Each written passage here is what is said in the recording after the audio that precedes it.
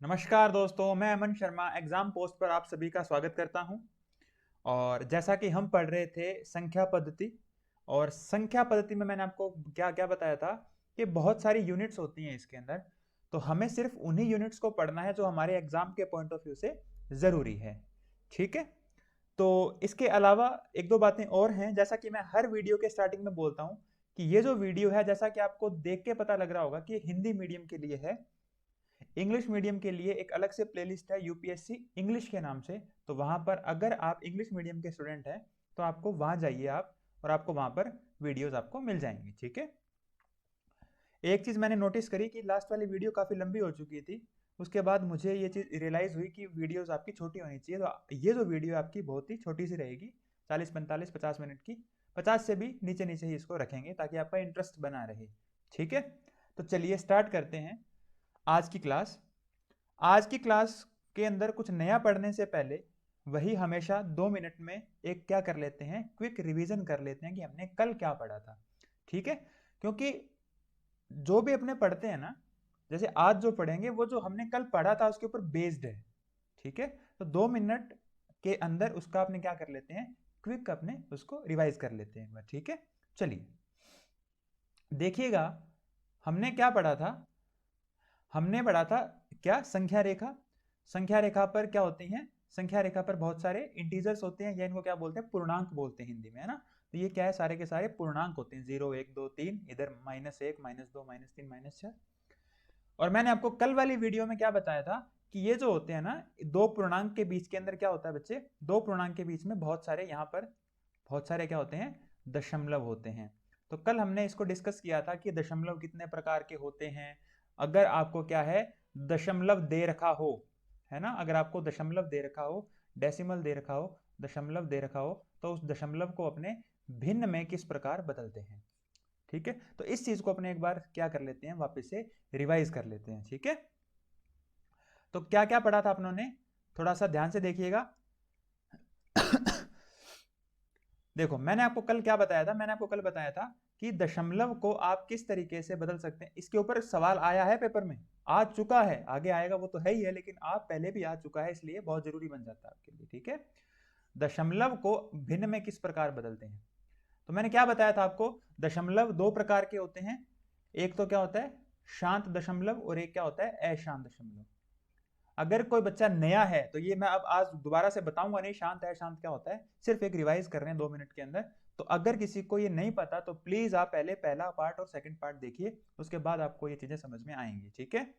तो मैंने क्या बताया था, शांत दशमलव को आप क्या कर सकते हो, भिन्न में बदल सकते हो। ठीक है ना, आपको याद होगा क्या करते हैं अपने, जैसे 1.124 दे रखा है, ये शांत है, इसको कैसे बदलेंगे, पॉइंट हटाओ, पॉइंट के बाद कितने डिजिट थे, 3, और तो बटे में 3 0 लगा देते थे। ऐसा क्यों होता था, ये अपनों कल पढ़ लिया था। अशांत में क्या बताया था मैंने, दो तरीके के होते थे ये, आवृत्ति अशांत और अनावृत्ति अशांत। ठीक है ना, अनावृत्ति अशांत और आवृत्ति, वो देख लेना रह कहां लगता है एक बार, है ना। तो आवृत्ति अशांत और अनावृत्ति अशांत। आवृत्ति अशांत को मैंने क्या बताया था, ऊपर बार लगता था, और इसको मैंने आपको बताया था किस तरीके से सॉल्व कर लेते हैं, कि बार हटाते हैं, अपॉन में 9 लगा देते हैं या 0 लगा देते हैं, जो भी मैंने आपको कल एक तरीका बताया था। अब इससे आगे क्या पढ़ना है, उसके आगे ये पढ़ना था कि अनावृत्ति, अनावृत्ति अशांत दशमलव को कभी भी भिन्न में नहीं बदला जा सकता। ये भी मैंने आपको कल क्या क्या किया था, मैंने आपको बताया था कि अनावृत्ति अशांत जो होते हैं उनको भिन्न में नहीं बदल सकते, और इसी वजह से कल की वीडियो काफी बड़ी हो गई थी, है ना। तो क्यों नहीं बदल सकते थे, ये हमने कल देख लिया था। उसके बाद मैंने आपको क्या बताया था कि परिमेय संख्याएं और अपरिमेय संख्याएं, दो संख्याएं होती हैं, परिमेय और अपरिमेय। तो जिन भी संख्याओं को p बाई क्यू की फॉर्म में लिखा जा सकता है, p बाई क्यू के रूप में लिखा जा सकता है, उन्हें परिमेय संख्या कहते हैं।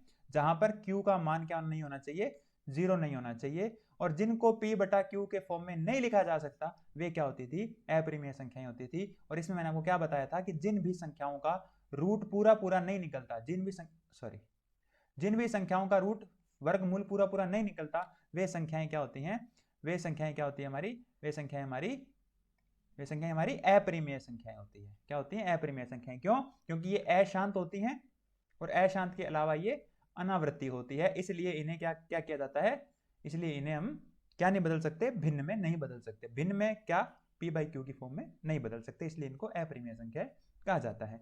ये बात हमने कल कर ली, अब इसके आगे की बात हमें आज करनी है। ठीक है, चलिए अब इसके आगे की बात शुरू करते हैं।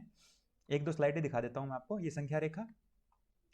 अब देखिए, अब आप देखिए गौर से, ये सब पढ़ चुके हैं। मिश्रित संख्याएं क्या होती है, वास्तविक संख्याएं क्या होती थी, जो भी नंबर लाइन पे हैं, जो भी संख्या रेखा पर संख्याएं हैं वो सारी की सारी वास्तविक संख्याएं हैं।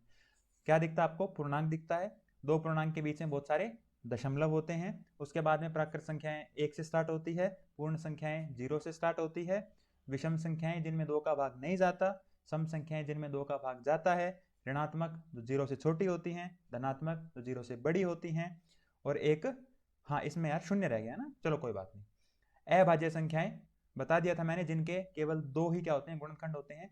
भाज्य संख्याएं जिनके 2 से ज्यादा गुणनखंड होते हैं।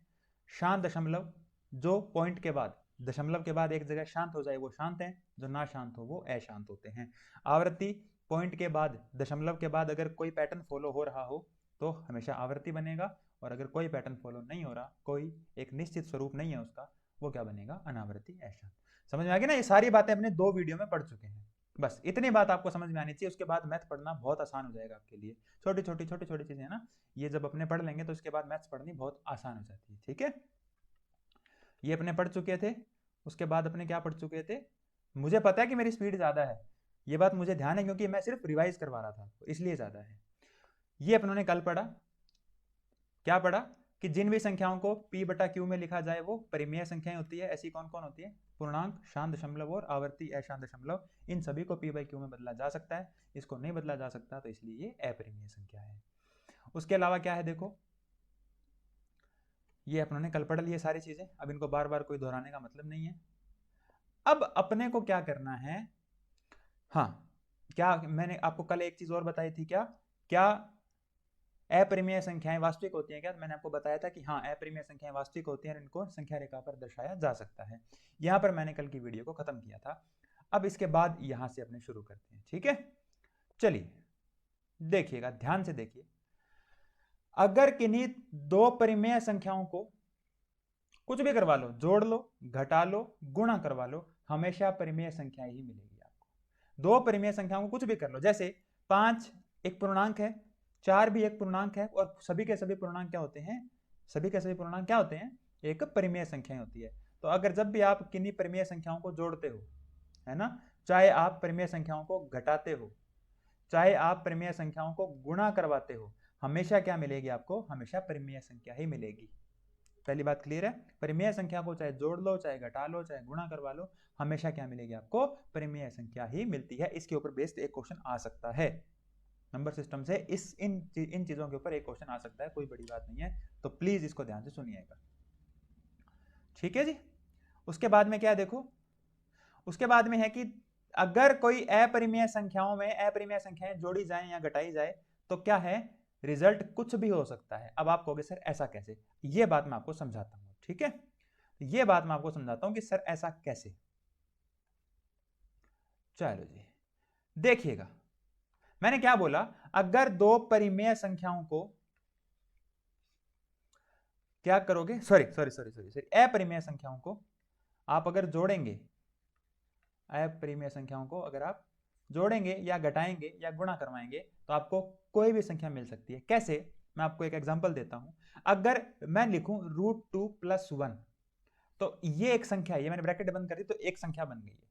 तो √2 क्या है बच्चे, √2 जो है ना वो एक अपरिमेय संख्या है। कल बता चुका हूं ना मैं कि अपरिमेय क्यों है ये, क्योंकि इसका पूरा पूरा रूट नहीं निकलेगा, पॉइंट के बाद डिजिट रिपीट भी नहीं होंगे, बस वो चलते जाएंगे चलते जाएंगे चलते जाएंगे, तो ये क्या बन गई आपकी अपरिमेय संख्या।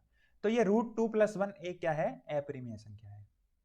√2 - 1 क्या है, एक अपरिमेय संख्या है, क्योंकि इसमें भी √2 है तो ये भी अपरिमेय है, इसमें भी √2 है तो ये भी अपरिमेय है। अब अगर इनको मैं जोड़ता हूं, अगर अब मैं इनको जोड़ता हूं तो क्या आएगा बताओ, अगर इनको मैं जोड़ता हूं तो √2 + 1 फिर √2 - 1, √2 - 1 क्या हुआ, प्लस का 1 माइनस के 1 से कट गया, क्या बचा, √2 √2 2 √2, एक √2 मिलकर क्या बनते हैं, 2 √2 मिलते हैं। बनते हैं, ठीक है ना।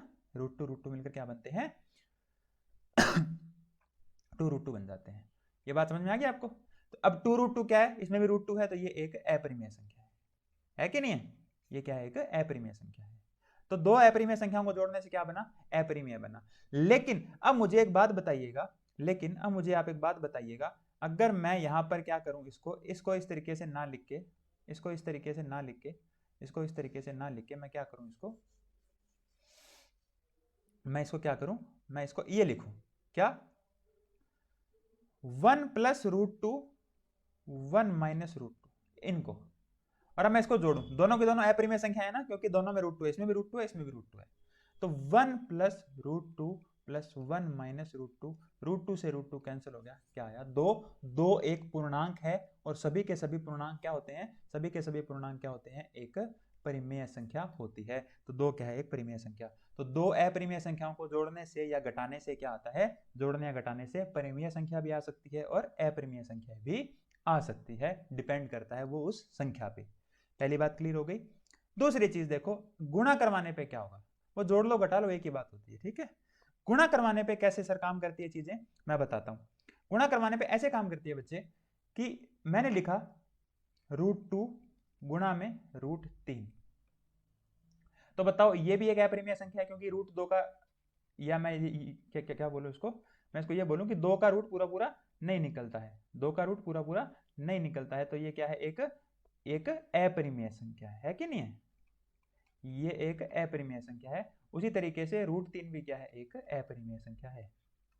दो अपरिमेय संख्याएं हैं, इनको गुणा करवाया, रूट में अगर दो संख्याएं हो और उनको गुणा करवाना हो, तो आप इसको इस तरीके से भी लिख सकते हैं, ठीक है। दोनों रूट में होनी चाहिए, गुणा करवाना हो तो आप इसको इस तरीके से भी लिख सकते हैं, ठीक है। तो कितना, अरे यार मैंने आंसर लिख दिया, कोई बात नहीं, ये हाँ, ये √2 × √3 क्या हो गया, ये √6 हो गया। जोड़ नहीं सकते, ऐड नहीं कर सकते आप, पर मल्टीप्लाई कर सकते हैं, ठीक है ना। √6 क्या है बच्चे, √6 एक अपरिमेय संख्या है।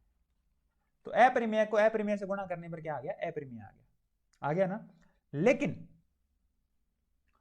√2 × √18, √2 क्या है, एक अपरिमेय संख्या है, √18 भी क्या है, एक अपरिमेय संख्या है, क्योंकि 18 का भी रूट नहीं निकलता, दोनों का रूट नहीं निकलता, ना ही 2 का निकलता, ना ही 18 का निकलता, मतलब पूरा पूरा रूट नहीं निकलता, दोनों अपरिमेय है। लेकिन जब अगर इन गुणा करवाओगे आप, तो क्या बनेगा, ये √36, और √36 क्या होता है, 36 किसका स्क्वायर है, 6 का। तो इसका आंसर क्या आएगा, +-6, या तो प्लस का 6 हो सकता है या माइनस का 6 हो सकता है, ठीक है। प्लस का 6 हो सकता है या माइनस का 6, लेकिन यहाँ पर ऐसा नहीं होता, क्योंकि आपने किसको गुणा करवाया है, 2 और 18 को, तो इस माइनस को अपने यहाँ से हटा देते हैं, ठीक है। तो प्लस का 6 उत्तर आ गया आपका। अब प्लस का 6 अगर उत्तर आ गया आपका, तो क्या होगा, 6 क्या है, अब 6 क्या है, 6 एक परिमेय संख्या है। तो दो अपरिमेय संख्याओं को गुणा करवाने से एक परिमेय संख्या भी आ सकती है। कई बार ये कथन और निष्कर्ष में पूछ लिया जाता है आपसे, ये कथन और निष्कर्ष में सवाल पूछा जा सकता है, कोई बड़ी बात नहीं है इसके अंदर, ठीक है ना। तो ध्यान रखना ये बात को, है ना। तो अगर दो अपरिमेय संख्याओं को आप गुणा करवा लीजिए, चाहे क्या करवा लीजिए, प्लस माइनस कुछ भी करवा लीजिए, दोनों रिजल्ट आएंगे। दोनों में से कोई भी रिजल्ट आ सकता है, चाहे वो अपरिमेय हो, चाहे वो क्या हो, परिमेय हो, दोनों में से कोई भी हो सकता है। ऐसा कोई जरूरी नहीं है कि हमेशा परिमेय ही होगी या हमेशा अपरिमेय ही होगी। क्लियर हो गई इतनी बात, ठीक है। अब देखो अगली चीज क्या है, अगली चीज हमें क्या पढ़नी है, कि अब अगर एक परिमेय संख्या है और प्लस माइनस एक अपरिमेय संख्या है, ठीक है ना, एक परिमेय संख्या को दूसरी अपरिमेय संख्या में अगर आप जोड़ते हो या घटाते हो, तो क्या आएगा, हमेशा अपरिमेय संख्या आएगी। हमेशा ध्यान रखना, एक परिमेय संख्या दूसरी अपरिमेय संख्या को कभी भी खत्म नहीं कर सकती। मैं क्या कहना चाह रहा हूं, एक तो परिमेय संख्या है और एक अपरिमेय संख्या है, इनको चाहे आप जोड़ लो चाहे घटा लो, क्या फर्क पड़ेगा, कोई फर्क नहीं पड़ने वाला, ठीक है। एक परिमेय संख्या को एक अपरिमेय संख्या से जोड़ लो चाहे घटा लो, कोई फर्क नहीं पड़ने वाला, हमेशा अपरिमेय ही आएगी, ठीक है। उसी तरीके से एक परिमेय संख्या को अगर आप अपरिमेय संख्या से गुणा करवाते हो, तो भी क्या आएगा, 3 गुणा में कुछ भी लिख लो, अपरिमेय की जगह 5 लिख लो, √5 लिख लो, क्या आया, 3√5, और ये भी क्या है, एक अपरिमेय संख्या है। तो एक अपरिमेय संख्या को परिमेय संख्या से गुणा करवाया जाता है तो भी नहीं होता, बशर्ते, तो भी एक अपरिमेय संख्या आती है बशर्ते अपरिमेय संख्या जीरो ना हो, क्योंकि जीरो भी क्या है, मैंने कल बताया था ना कि जीरो भी एक अपरिमेय संख्या है। तो जीरो एक अपरिमेय संख्या है, sorry sorry sorry sorry, zero एक परिमेय संख्या है। तो जीरो क्या है ना कि एक परिमेय संख्या है, और जीरो का अगर आप रूट 5 में गुणा करेंगे, जीरो एक परिमेय है, रूट 5 एक अपरिमेय है, तो अगर यहां करोगे तो क्या आएगा, जीरो, जीरो क्या है, एक परिमेय संख्या है।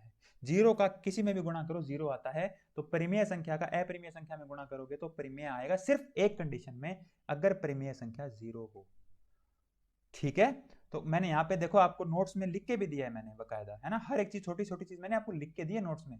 देखो क्या लिखा है मैंने, कि क्या लिखा है, देखो यहाँ पे कि अगर परिमेय और अपरिमेय संख्या गुणा करवाएंगे तो अपरिमेय आएगी कब, अगर परिमेय संख्या शून्यत्र हो, मतलब शून्य से अलग हो। ये थोड़ा अच्छे से नहीं लिखा गया, शून्यत्र हो गया, ये शून्यत्र, इस तरीके से लिखते हैं शून्यत्र, शून्य से इत्र, शून्य से इत्र का मतलब होता है इत्र नहीं इतर, इतर का मतलब शून्य के अलावा, जीरो के अलावा कोई संख्या हो तो ऐसा क्या होगा कि परिमेय और अपरिमेय गुणा करवाने पे अपरिमेय संख्या आएगी। ये चीजें एनसीईआरटी में लिखी हुई हैं, और एनसीईआरटी हमेशा यूपीएससी के लिए बहुत इंपॉर्टेंट रही है आज तक, सारी की सारी है ना, ये स्टेटमेंट जितनी भी है, ये सब की सब एनसीईआरटी 9th क्लास में दी हुई है, तो थोड़ा सा ध्यान से पढ़िएगा इनको। ठीक है, चलिए, बात है ना, बात आपको समझ में आई होगी आई होप।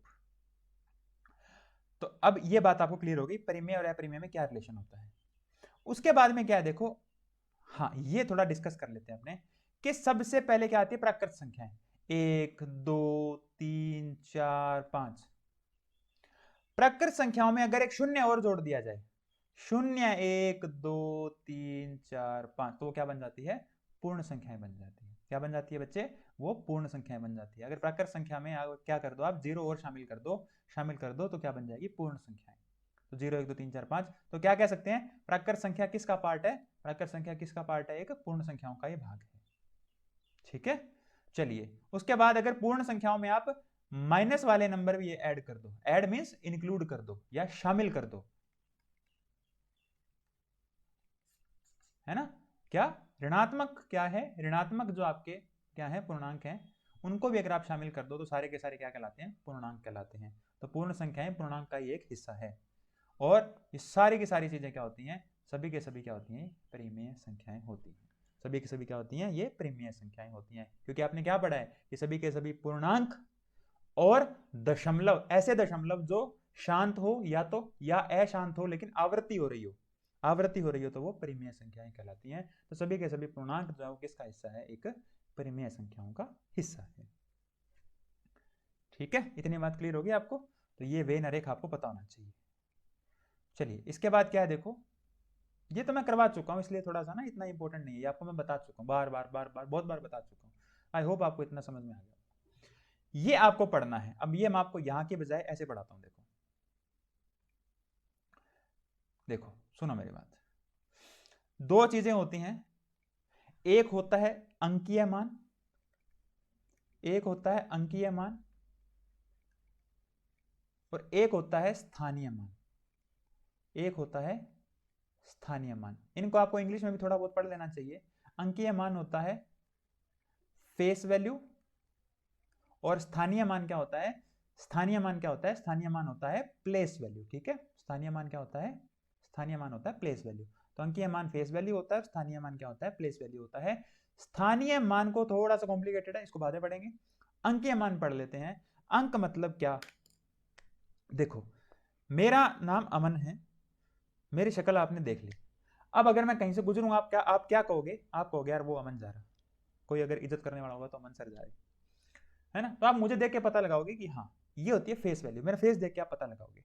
तो बस यही होता है कि कोई भी चीज का अंक का मान होता है ना, वो अंक खुद ही होता है। जैसे मैंने एक चीज लिखी 6 5 7 9, ये एक संख्या लिख दी मैंने 6579। ठीक है, अब यहां पर मैं पूछूं आपसे, इस संख्या में, ये जो संख्या है इस संख्या में 6 का 5 का 7 का और 9 का अंकीय मान कितना है, क्या पूछूं मैं आपसे, इनका अंकीय मान पूछ लूं, क्या पूछ लूं इनसे, अंकीय मान पूछ लूं। तो कुछ नहीं करना, 6 का अंक मान 6 होता है, 5 का 5 होता है, 7 का 7 होता है, 9 का 9 होता है, मतलब जो अंक होता है वही उसका अंकीय मान होता है। मतलब अब यार ये देखने में 6 लग रहा है क्या, ये 6 है, अरे तो है ही 6 ये, है ना, ये फेस वैल्यू, इसको देख के क्या पता लग रहा है कि ये 6 है, तो 6 का क्या होता है, जो फेस वैल्यू होती है, या 6 का जो अंकीय मान होता है वो 6 ही होता है। तो किसी भी अंक का, ये आपको डेफिनेशन मिल जाएगी नोट्स में, कि किसी भी अंक का अंकीय मान वो संख्या खुद होती है। किसी भी अंक का अंकीय मान वो संख्या खुद होती है। इतनी बात क्लियर होगी? ठीक है, किसी भी अंक का अंकीय मान वो संख्या खुद होती है। क्लियर है ना इतनी बात? ठीक। अब देखना, मेरी बात को आगे समझना। अंकीय मान तो आपको समझ में आ गया होगा। अब बात आती है स्थानीय मान की। थोड़ा सा यहां पर आपको पढ़ना पड़ेगा स्थानीय मान के बारे में, कि कोई भी संख्या कैसे बनती, पहले आप समझने की कोशिश करो। मैंने लिखा 1 2 3, ये एक संख्या लिखी मैंने 123, ये एक संख्या लिखी मैंने 123। 123 कैसे बनी होगी, आप समझने की कोशिश करो। ये 100 प्लस 20 प्लस 3 ऐसे बनती है कोई भी संख्या, इसलिए संख्या क्या बनती है, 123 होती है। या कोई और नंबर लिखता हूं मैंने लिखा 4 6 9 3, 4693, ठीक है, 4693। तो क्या ये कैसे बनी, 4000 फिर 600 फिर 90 फिर 3, ऐसे बनती है कोई भी संख्या, ऐसी बनती है ना, 4693। ये होता है संख्या का फॉर्मेशन, यानी कि संख्या का स्वरूप। ये संख्या कैसे बनती है, संख्या इस तरीके से बनती है। इतनी बात समझ में आ गई ना आपको? ठीक है। अब समझने की कोशिश करना यहां पे क्या, कि ये तो ठीक है जी, इसी के आधार पर नाम दिया जाता है। क्या नाम दिया जाता है, जैसे मैंने लिखा 123, मैंने लिखा 4693। अब आपने एक चीज पढ़ी होगी बचपन में, क्या, कि यहां से शुरू होती है संख्या, है ना, इसको क्या बोलते हैं, इसको बोलते हैं इकाई का अंक, इसको बोलते हैं दहाई, इसको बोलते हैं सैकड़ा, है ना, क्या बोलते हैं, इकाई, दहाई, सैकड़ा, ठीक है ना, इकाई, दहाई, सैकड़ा, और ये क्या होता है, हजार। और इसी तरीके से आगे चलता रहता है, 1000, 10,000, लाख, 10 लाख, ऐसे आगे चीजें चलती रहती हैं, ठीक है। इसको बोलते हैं हजार। इनको क्यों बोलते हैं इकाई, दहाई, सैकड़ा, हजार, 10,000, ऐसे क्यों होता था, है ना, अपने हमेशा इस तरीके से काउंट करते थे, है ना। ऐसा क्यों होता था, ऐसा इसलिए होता था बच्चे, क्योंकि यहाँ देखो, यहाँ 100 क्या कितने जीरो है, मतलब एक क्या कितने जीरो है, 2 जीरो है, तो 2 जीरो का मतलब ये सैकड़ा है, 100 है, इसलिए देखो एक कौन से प्लेस पे है, सैकड़े के स्थान पे है। 20, 2 क्या कितने जीरो है, 1 जीरो है, तो ये दहाई है, 1 जीरो मतलब 10। 3 के आगे कोई जीरो नहीं है, तो ये एक अंक है, तो वो इकाई का अंक होता था, ठीक है। तो ये इकाई का अंक होता था, ये दहाई का अंक, ये सैकड़े का अंक, इस तरीके से 1000, 10,000, लाख, 10 लाख ऐसे चलते थे। किस बेस पे चलते थे, इन जीरोस के बेस पे चलते थे, इन शून्य के आधार पे चलते थे। बस यही इनका क्या होता है, यही इनका प्लेस वैल्यू, ये प्लेस वैल्यू है। अब आपसे पूछे एक की प्लेस वैल्यू क्या है, तो 1 0 0। 2 की प्लेस वैल्यू क्या है, 2 0। 3 की प्लेस वैल्यू क्या है, 3। ये इनका स्थानीय मान होता है। ये क्या होता है, इनका स्थानीय मान होता है। 4 का स्थानीय मान 4000 है, 6 का स्थानीय मान 600 है, 9 का स्थानीय मान 90 है, 3 का स्थानीय मान 3 है। तो अगर इन शॉर्ट बात करें, है ना, इन क्या, अगर इनको छोटे तरीके से बात करें, संक्षिप्त रूप से अगर बात करें, तो हम इसको एक चीज में समेट देते हैं, क्या, कि अगर आपसे 4 का स्थानीय मान पूछा जाए, तो 4 इंटू 4 कौन से स्थान पे है, इकाई, दहाई, सैकड़ा, हजार, कौन से स्थान पे है, हजारवें स्थान पे है, तो क्या आ गया, 4000 आ गया। ये देखो सेम आएगा ना, 4000। तो 4 का स्थानीय मान कितना हो गया, 4000 हो गया। और छोटा करना है इसको, तो क्या, 4 को अब ये मत गिनो, इकाई, दहाई, सैकड़ा, हजार, आप सिर्फ ये ध्यान रखो कि 4 के आगे कितने अंक हैं, 1 2 3, कितने अंक हैं, 3 अंक हैं, तो उतने ही जीरो लगा देंगे। 4 के आगे उतने ही जीरो लगा देंगे, तो 4 का स्थानीय मान कितना हो गया, 4000 हो गया। मैं एक और एग्जाम्पल देता हूं, आपको धीरे धीरे समझाने की कोशिश कर रहा हूं मैं आप हमेशा 4 से 5 एग्जाम्पल देता हूं ताकि आपको चीजें समझ में आए।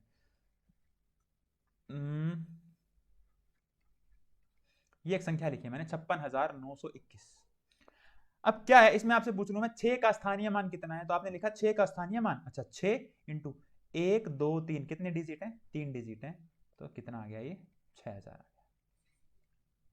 आपसे पूछ ले बच्चे 5 का स्थानीय मान कितना है, 5 के आगे 1 2 3 4, 4 डिजिट है, चलो जी 4 0, कितना आ गया, 50,000, ये आ गया। ये स्थानीय मान होता है। और आप अगर वैसे देखेंगे तो भी आपको सही मिलेगा उत्तर, जैसे इकाई, दहाई, सैकड़ा और हजार, ये कौन से स्थान पे है, हजारवें स्थान पर, तो आगे देखो 6000। 5 कौन से स्थान पे है, ये हजार पे था, उसका क्या आता है, 10,000 आता है। तो 5 के आगे 10,000 यानी कि 4 जीरो लगेंगे, तो ये 50,000। ये इनके क्या होते हैं, ये इनके स्थानीय मान होते हैं। मैंने यहाँ पर आपको लिख के भी दे रखा है, आप चिंता मत कीजिए, आपको हर एक चीज लिख के दी है। देखो ये 2 3 4 9 एक संख्या है जिसमें स्थानीय मान निकालना है। तो 2 का स्थानीय मान कितना हो जाएगा बच्चे, 2 के आगे कितने जीरो, कितने अंक हैं, 1 2 3, 3 अंक हैं 2 के आगे, तो 3 अंक है तो 1000 से गुणा, 2 अंक है तो 2 जीरो से गुणा, 1 अंक है तो 1 जीरो से गुणा, कोई अंक है ही नहीं तो 1 से गुणा। मतलब 9 के आगे कोई अंक नहीं है, 9 इकाई का अंक है, तो 9 के आगे कोई अंक और नहीं है, 9 के आगे जीरो लगेगा ही नहीं, ये इसका स्थानीय मान हो जाएगा। तो बस ये था हमारा वर्गीकरण का चैप्टर पूरा हो चुका है। ठीक है, हमने क्या पढ़ लिया, संख्या पद्धति में वर्गीकरण पढ़ लिया, संख्याएं कितने तरह की होती हैं, परिमेय, अपरिमेय, ये वो सब पढ़ लिया। अब हम क्या करेंगे, नेक्स्ट क्या करेंगे, नेक्स्ट हम पढ़ेंगे अंकों के बारे में, जिसके ऊपर 5 सवाल आए हैं, 4 से 5 सवाल आए हैं। मैं आपको पहले सवाल दिखाऊंगा, उसके बाद वो चैप्टर पढ़ाऊंगा, आप देखना कितना इंपॉर्टेंट चैप्टर है। अंकों के ऊपर मतलब किसी किताब, एक किताब के अंदर 1 से लेकर 150 तक पेज नंबर लिखे गए, तो कितने अंकों का इस्तेमाल हुआ होगा, 5 कितनी बार आया होगा, 4 कितनी बार आया होगा, 2 अंक कितनी बार रिपीट हुआ होगा, इस तरीके की चीजें आपसे पेपर में पूछी जाती हैं। ठीक है, तो इस तरीके की चीजों को पूछने के लिए अगर आप एक कंसेप्ट समझ लेंगे इनका कि कितने अंक कहाँ होते हैं, तो आप उन सवालों को आसानी से कर पाएंगे। अभी तो ये होता ना कि यार कोई अंक छूट ना गया हो, अच्छा उसमें ना छूट गया हो, इसमें ना छूट गया हो, इस तरीके की चीजें, तो ये आपका डाउट ना रहे, तो अगला अपने जो चैप्टर पढ़ेंगे, नॉट चैप्टर, यही चैप्टर होगा आपका नंबर सिस्टम, संख्या पद्धति, इसी में एक उसका एक क्या है, एक भाग है क्या, अंक। ठीक है, तो अंकों के बारे में पढ़ेंगे अपने। तो आपको इसकी पीडीएफ आपको पहले कमेंट में मिल जाएगी। अगर आपको अच्छा लगे ना यार, जरूर आप इसको शेयर की, लाइक करो मत करो कोई दिक्कत नहीं, पर आप इसको जितना शेयर करोगे, सिर्फ मैं इसलिए कह रहा हूँ कि अपना एक मोटिव है क्या, कि हम क्या है कि जिसको हम फ्री में फ्री से क्या है, हम क्या है चीज़ों को अवेलेबल करवा सकें। ठीक है, बिना पैसे के अगर किसी के पास कोई मैटर पहुँचता है, मेरा एक ही मोटिव है, ये पूरा कोर्स आपका पेड कभी नहीं होगा, ये पूरा कोर्स आपका हमेशा फ्री में चलेगा। ठीक है, तो मैं ये चाहता हूँ कि जितने भी पेड है ना, उतना मैटर मैं आपको फ्री में दे पाऊँ, बस मेरा एक मोटिव है, और मैं कोशिश कर रहा हूँ, दे पाऊंगा नहीं दे पाऊंगा आई डोंट नो, बट मैं पूरी कोशिश मेरी जी जान से कर रहा हूँ, और आपका सहयोग मेरे लिए अपेक्षित है। ठीक है, तो चलिए दोबारा मिलेंगे अंक वाले चैप्टर के साथ में, तब तक अपना ख्याल रखिए, धन्यवाद।